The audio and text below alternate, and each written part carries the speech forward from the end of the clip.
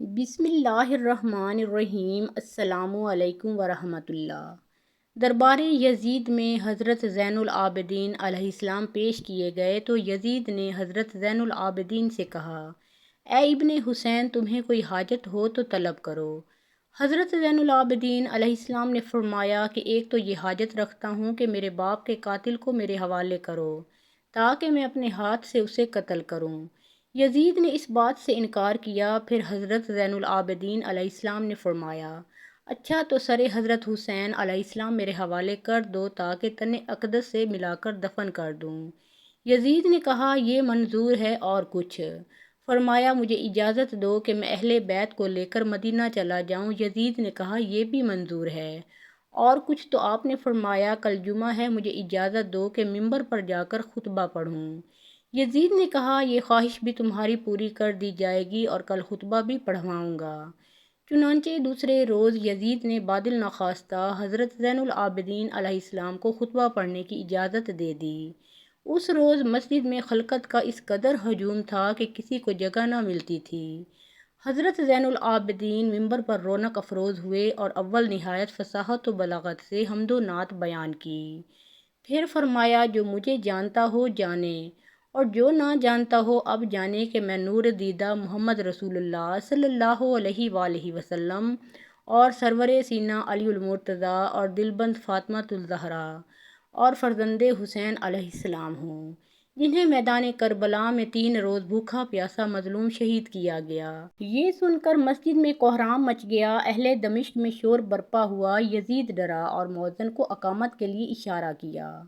پس مؤذن نے اللہ اکبر کہا۔ حضرت زین العابدین علیہ السلام نے نام لا شیء اکبر منہ فرمایا۔ مؤذن نے اشہد اللہ الہ الا اللہ کہا۔ حضرت زین العابدین نے نام شاہد بہا لحمی و شیری و دمی فرمایا۔ مؤذن نے اشہد اللہ محمد رسول اللہ کہا۔ حضرت زین العابدین رضی اللہ تعالیٰ عنہ نے اپنا عمامہ اتار کر مؤذن کی طرف پھینکا اور بالِ سر متحرک کر کے مؤذن سے فرمایا، بحق محمد ذرا ٹھہر جا۔ مؤذن چپ ہو گیا تو حضرت زین العابدین علیہ السلام نے فرمایا، اے یزید، یہ محمد صلی اللہ علیہ وآلہ وسلم تیرے نانا ہیں یا میرے؟ اگر تو انہیں اپنا نانا کہے گا تو تمام عالم تجھے جھوٹا کہے گا، اور اگر میرے نانا کہے گا تو میرے باپ کو مظلوم کیوں شہید کیا، مجھے یتیم کیا، اہل بیت کو شہر با شہر پھرایا، قید کروایا، دربار میں بلایا، میرے باپ دادا کے دین میں رخنا ڈالا، باوجود یہ کہ ان کا کلمہ پڑھتا ہے، پھر بھی شرم نہیں کرتا ہے۔ یزید نے مؤذن کو ڈانٹا اور اقامت پوری کرائی، نماز ادا کی، اور پھر لوگوں سے بے چینی دور کرنے کے لیے ایک مجلس عام بلائی اور اس میں سب کے سامنے سرداران کوفہ کو بلا کر سخت برا بھلا کہا، گالیاں دیں، ان کی حرکات پر ناراض ہوا اور خفگی کا اظہار کیا اور کہا، میں تم پر جب راضی ہوتا کہ تم حسین کو زندہ میرے پاس لاتے، میں ان کی خدمت میں خوشامد کر لیتا، لعنت ہے ابن زیاد پر جس نے یہ کام کیا۔ بعض مورخین نے لکھا ہے کہ یزید نے ابن زیاد کو حضرت امام حسین علیہ السلام کے قتل کا حکم نہ دیا تھا، بلکہ ابن زیاد نے بذات خود یہ کام کیا، اور جب یزید کے سامنے حضرت امام حسین علیہ السلام کا سر لایا گیا تو یزید نے ابن زیاد کو خوب سنائی۔ احکر محمد ارسلان مؤلف کے نزدیک یہ بات مورخین نے اپنی طرف سے لکھ دی ہے یا پھر یزید نے لوگوں کی لعن طعن سے بچنے کے لیے یہ ڈرامہ کیا تھا۔ اگر یزید کو حضرت امام حسین علیہ السلام سے محبت ہوتی تو وہ اس مجلس میں ابن زیاد کو دنیا کی بدترین سزا دیتا اور اپنے ہاتھوں سے اس کی گردن اڑا کر عاشق رسول صلی اللہ علیہ وآلہ وسلم ہونے کا ثبوت دیتا، مگر کسی بھی تاریخ کی کتاب میں یہ نہیں لکھا کہ یزید نے ایسا کیا، بلکہ اس نے چند آنسو بہائے اور لوگوں کو صبر کی تلقین کی۔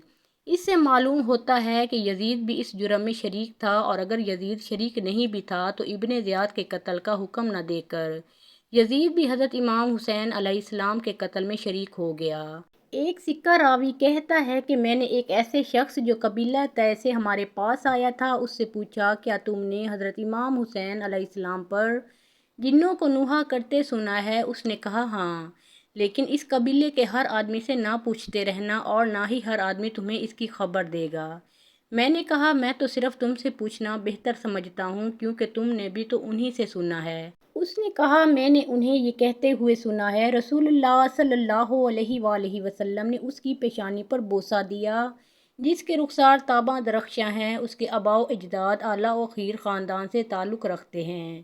جب مدینہ منورہ میں بعض بدبختوں نے خطبہ دیتے ہوئے حضرت امام حسین علیہ السلام کی شہادت پر خوشی کا اظہار کیا تو اس شب مدینہ منورہ میں مندرجہ ذیل اشعار سنائی دیے گئے، لیکن ان کا پڑھنے والا نظر نہیں آتا تھا۔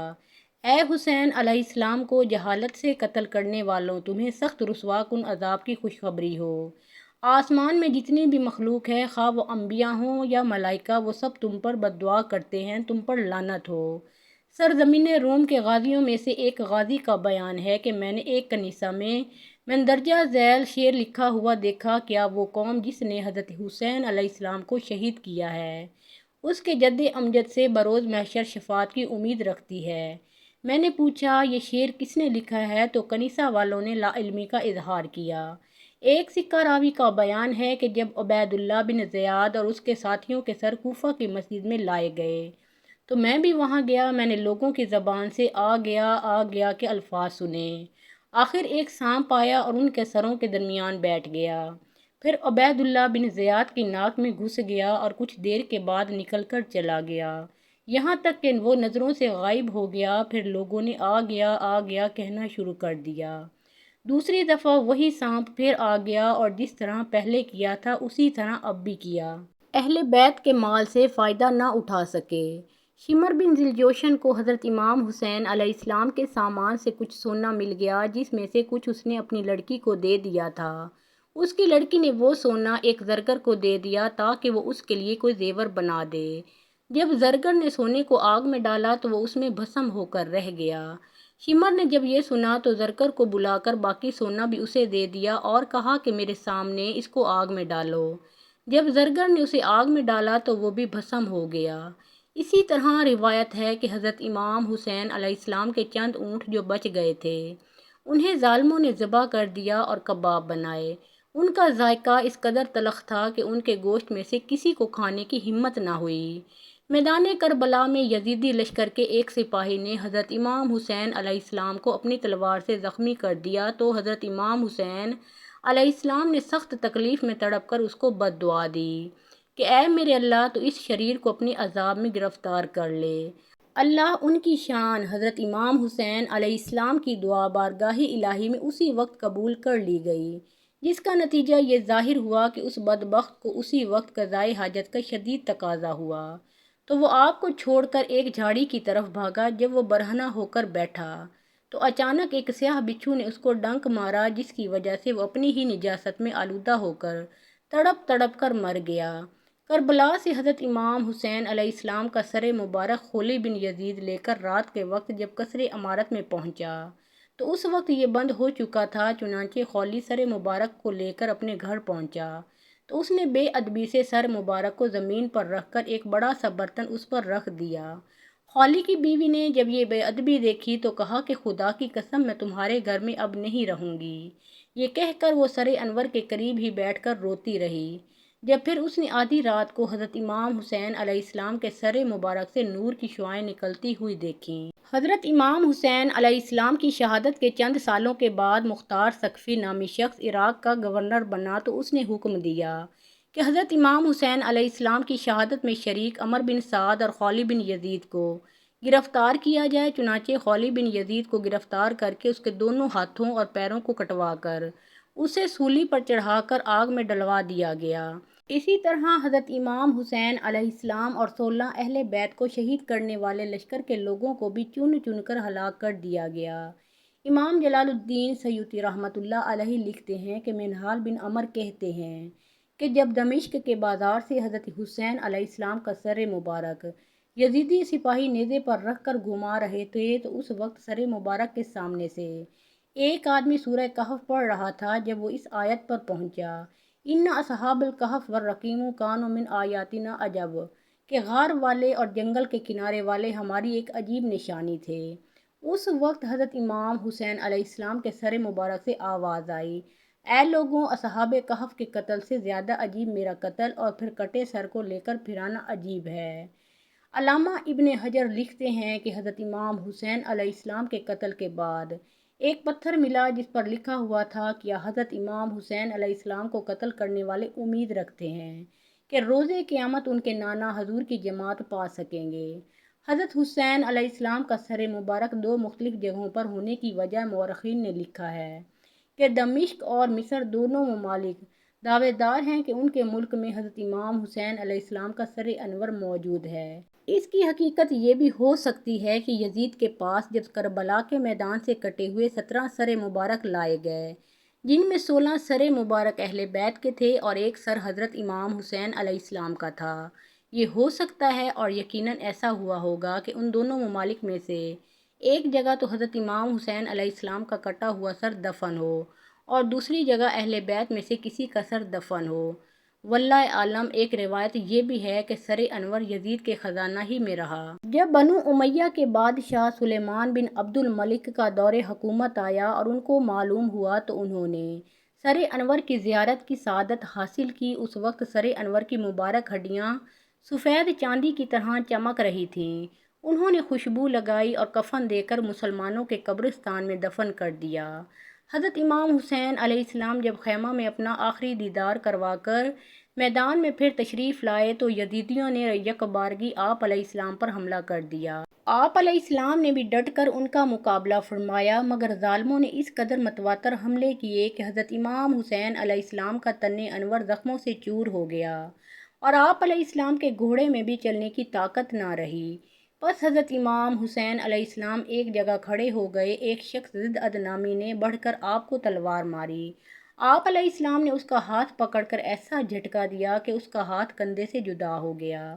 حضرت امام حسین علیہ السلام اس وقت سب کو یاس بھری نگاہوں سے دیکھ رہے تھے، گویا یہ خیال فرما رہے تھے کہ اتنوں میں کوئی غم گسار نہیں ہے، سب ہی خون کے پیاسے ہیں۔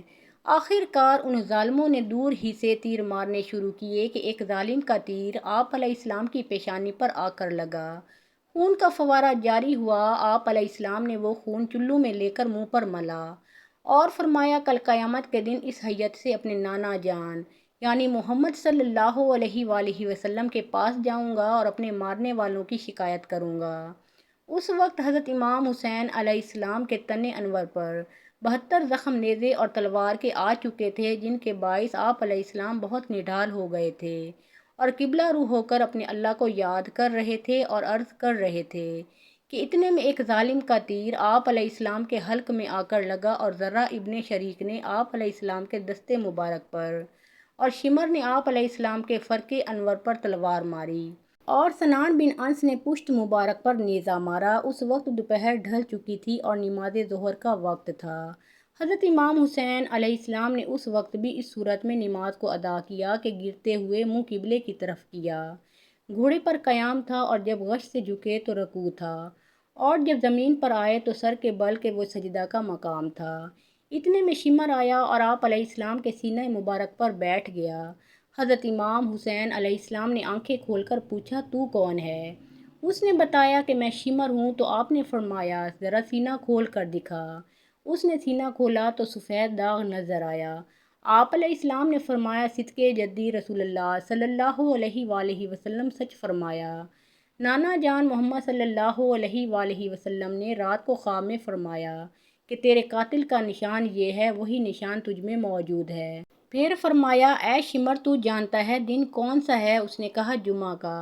آپ علیہ السلام نے فرمایا، وقت کون سا ہے؟ کہا، خطبہ پڑھنے کا اور نماز جمعہ ادا کرنے کا۔ آپ نے فرمایا، اس وقت خطیب ممبروں پر خطبہ پڑھ رہے ہوں گے اور میرے نانا محمد صلی اللہ علیہ وآلہ وسلم کی تعریف کر رہے ہوں گے، ان پر درود پڑھ رہے ہوں گے اور تو ان کے نواسے کے ساتھ یہ سلوک کر رہا ہے۔ یہاں رسول اللہ صلی اللہ علیہ وآلہ وسلم بوسہ دیا کرتے تھے، وہاں تو خنجر پھیرنا چاہتا ہے۔ اے شمر، ذرا میرے سینے سے ہٹ کہ وقت نماز ہے، میں قبلہ رخ ہو کر نماز پڑھوں تو نماز پڑھتے میں جو چاہے کرنا، کہ نماز میں زخمی ہونا میرے باپ کی میراث ہے۔ بس شمر آپ علیہ السلام کے سینے سے اترا اور حضرت امام حسین علیہ السلام قبلہ رو ہو کر نماز میں اللہ سے راز و نیاز میں مشغول ہوئے اور شمر نے حضرت امام حسین علیہ السلام کا سجدے میں ہی 10 محرم 61 ہجری یوم جمعہ کو 56 سال 5 ماہ 5 دن کی عمر میں سر تن سے جدا کر دیا۔ انا للہ و انا الیہ راجعون۔ حضرت زید بن ارقم رضی اللہ تعالی عنہ جو ایک صحابی ہیں، وہ فرماتے ہیں کہ جب کوفی حضرت امام حسین علیہ السلام کے سر مبارک کو نیزے کی نوک پر گلی کوچہ میں پھرا رہے تھے تو میں اپنے گھر کی کھڑکی میں بیٹھا تھا۔ جب سر انور میرے قریب آیا تو میں نے سر انور کو یہ آیت پڑھتے ہوئے سنا، ام حسبتم ان اصحاب الکہف والرقیم کانوا من آیاتنا عجب۔ بس میرے بدن کے رونگٹے کھڑے ہو گئے اور میں نے عرض کیا، اے ابن رسول اللہ صلی اللہ علیہ وآلہ وسلم، باخدا آپ کا قصہ اس سے زیادہ تعجب خیز ہے۔ پھر جب ابن زیاد کے پاس لا کر نیزوں سے سر اتارا گیا تو یہ آیت تلاوت فرما رہے تھے، فَلَا تَحْسَبَنَّ اللَّهَ غَافِلًا عَمَّا يَعْمَلُ الظَّالِمُونَ۔ ایک بی بی فرماتی ہیں کہ میں ام المومنین حضرت سلمہ رضی اللہ تعالی عنہا کے ہاں گئی تو دیکھا کہ حضرت سلمہ رضی اللہ تعالی عنہا رو رہی ہیں۔ میں نے پوچھا، آپ کیوں رو رہی ہیں؟ تو انہوں نے فرمایا، میں نے رسول اللہ صلی اللہ علیہ وآلہ وسلم کو خواب میں دیکھا ہے کہ آپ صلی اللہ علیہ وآلہ وسلم کے سر انور اور ریش مبارک پر گرد و غبار ہے۔ میں نے عرض کیا، یا رسول اللہ صلی اللہ علیہ وآلہ وسلم، کیا بات ہے؟ تو آپ صلی اللہ علیہ وآلہ وسلم نے فرمایا، میں ابھی کربلا سے آیا ہوں، آج میرے حسین علیہ السلام کو شہید کر دیا گیا۔ یزیدی لشکر اسیران کربلا اور سرائے شہدائے کربلا کو دمشق لے جاتے ہوئے رات کے وقت ایک منزل پر پہنچا تو وہاں ایک بڑا مضبوط گرجا نظر آیا۔ یزیدیوں نے سوچا کہ رات کا وقت ہے، اس گرجے میں رہنا اچھا رہے گا۔ گرجا میں ایک بوڑھا پادری رہتا تھا۔ شمر نے اس پادری سے کہا کہ ہم لوگ رات تمہارے گرجا میں رہنا چاہتے ہیں۔ پادری نے پوچھا کہ تم کون ہو اور کہاں جاؤ گے؟ شمر نے بتایا کہ ہم ابن زیاد کے سپاہی ہیں، ایک باغی اور اس کے ساتھیوں اور اس کے اہل و عیال کو دمشق لے جا رہے ہیں۔ پادری نے پوچھا، وہ سر جسے تم باغی کا سر بتا رہے ہو کہاں ہے؟ شمر نے دکھایا تو دیکھ کر پادری پر ایک ہیبت طاری ہو گئی اور وہ کہنے لگا کہ تمہارے ساتھ بہت سے آدمی ہیں اور گرجے میں اتنی جگہ نہیں، اس لیے تم ان سروں اور قیدیوں کو تو گرجے میں رکھو اور خود باہر رہو۔ شمر نے اسے غنیمت سمجھا کہ سر اور قیدی محفوظ رہیں گے، چنانچہ سر حضرت امام حسین علیہ السلام کو ایک صندوق میں بند کر کے گرجے کی ایک کوٹھڑی میں اور اہل بیت کو گرجے کے ایک مکان میں رکھا گیا۔ آدھی رات کے وقت پادری کوٹھڑی میں قفل توڑ کر اندر آیا، صندوق کا تالا توڑا اور سر انور کو نکال کر مشک و گلاب سے دھو کر مصلے پر رکھا اور سامنے دست بستہ کھڑے ہو کر عرض کی، اے سردار، مجھے معلوم ہو گیا ہے کہ آپ ان کی اولاد میں سے ہیں جن کا وصف تورات و انجیل میں نے پڑھا ہے، لیجئے گواہ رہیے میں مسلمان ہوتا ہوں۔ چنانچہ وہ وہیں کلمہ پڑھ کر مسلمان ہو گیا۔